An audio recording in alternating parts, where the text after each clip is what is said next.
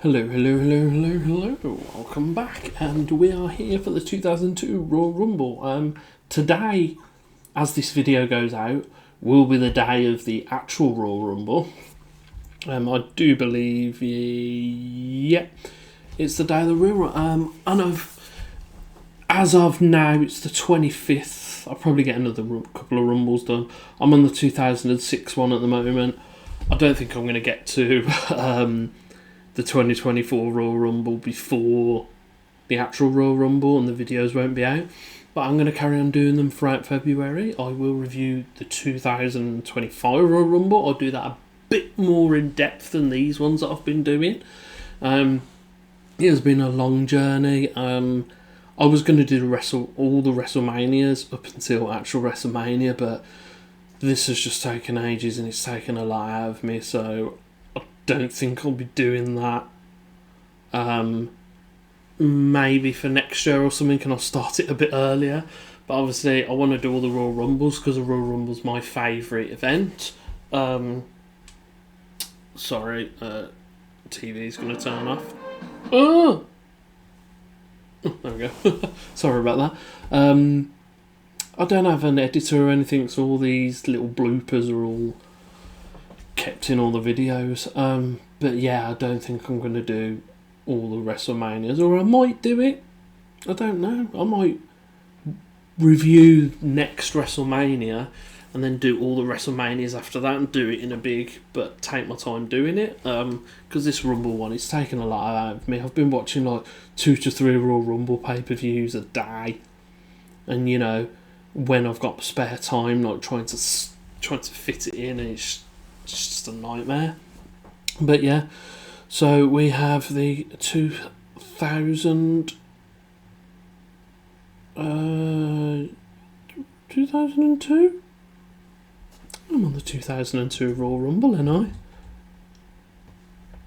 Yes, 2002. Sorry, I got sidetracked and just completely blanked.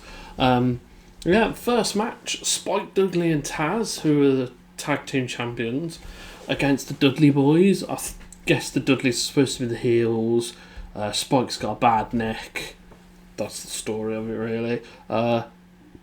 Spike Dudley and Taz retain. It's a 5-minute match. It's not much. The matches aren't very long on this pay-per-view. Don't know why, but I gave that a 6 out of 10. Next up, we have a 7 out of 10 match where William Regal faces Edge for the IC title. William Regal was wormed his way in. They find the brass knucks before the match. He's like, how did they get there? Then the match kind of breaks down, and towards the end, William Regal finds another lot of brass knucks, smacks Edge, defeats him, new IC champ. Yeah, really good match, good 7 out of 10. I would recommend going back and watching it. And then we've got Trish Stratus, who's the champion, versus Jazz, and we've got Jacqueline as a special guest referee. It doesn't even clear 4 minutes. That's how much they care about women's wrestling at this point in time. I didn't even give it a rating. Can't have been that good. Trish wins. Is what it is. Next up, we've got Ric Flair versus Vince McMahon in a submission match. They are both the co-owners of the WWE. Ric Flair sat out his contract, so this is where you see from this point on. I think it was like late after the Invasion pay-per-view. This is where they all start coming in. I don't know why Vince didn't leave it a bit, and you could have had like Flair, Goldberg, Steiner, the NWO and stuff. I mean, you had like DDP and Rob Van Dam for ECW and that, but you should have just held off the Invasion. I might even do a video where I rebook the Invasion. But yeah, and they just made it into a McMahon affair, and it was just crap. But I digress. Yeah, you know what? I gave it an 8 out of 10. It's a really good match. It was pretty hard hitting as well. Like, Ric Flair wasn't the old Ric Flair we all know and love. And in this match, Vince Vince showed that he could actually put on a decent wrestling performance, because normally he just looks silly in these matches, but it's a good 15-minute match. It's a really good match. I would definitely recommend going back and watching it, because Flair ran at his best, but he's still damn good. This is probably Vince's best match. I would put this as Vince's best match, because it was just absolutely superb and I loved it. And that's why I gave it an 8 out of 10. And then next up, sorry, you keep having to stop because my dog's being a div and making loads of noise. And then we've got Chris Jericho and The Rock. Chris Jericho's the undisputed WWF champion because he beat The Rock and Austin in the same night.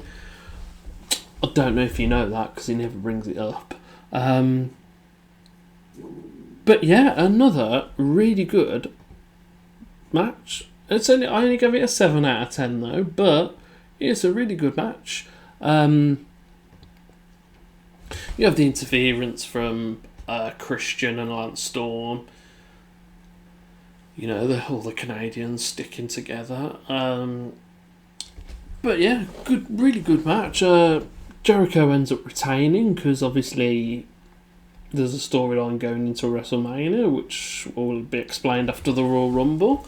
But yeah, I really recommend watching it. But we are going to move on to the Royal Rumble for a shot at the Undisputed WWF Championship. We got Rikishi, Goldust, Big Boss Man, Bradshaw, Lance Storm, Al Snow, Billy. Billy Gunn. I think he's the one Billy Gunn at this point. We've got Taker. It's a really good thing between Matt and Jeff and Maven. I didn't. No, it's this Rumble. Yeah, Matt, Undertaker's in the ring. Matt comes down, and Matt and Jeff, Taker has been beating them up a bit. So Matt's fighting him, then Jeff comes out, and they're both fighting the Undertaker. And then Lita's joining in, and then basically Undertaker eliminates Matt and Jeff, throws them both over, and then Maven comes down, and this is the fun bit. Matt and Jeff come back in with Lita and start beating up on the Undertaker. He gets rid of him again, and then he's like having to go him over the rope. Maven comes in, drop kicks in, Taker goes right over and gets eliminated. Maven gets an elimination off of the Undertaker. Taker doesn't take this very well. Gets back in the ring, drags him out, beats the ever-loving crap out of Maven, takes him up into the stands and out into the foyer and stuff, just beats the hell out of him. That's Maven done. But yeah, Maven will always have the fact that he eliminated the Undertaker.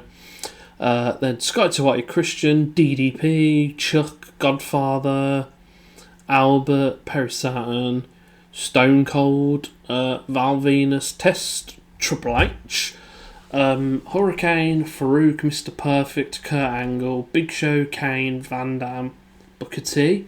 Booker T, it's a theme. He'll come in, do some good stuff, do a spinneroonie, and then someone eliminates him. And I think it happens 3 times in a row. I think Booker T was literally just in that Rumble to do the spinneroonie. They were never going to let him win. But yeah, this is the year where Triple H returned. I think he returns at the beginning of January. He gets a big ovation for his return, and then his first match is the Royal Rumble, and he ends up winning it. I can't remember who eliminates last, but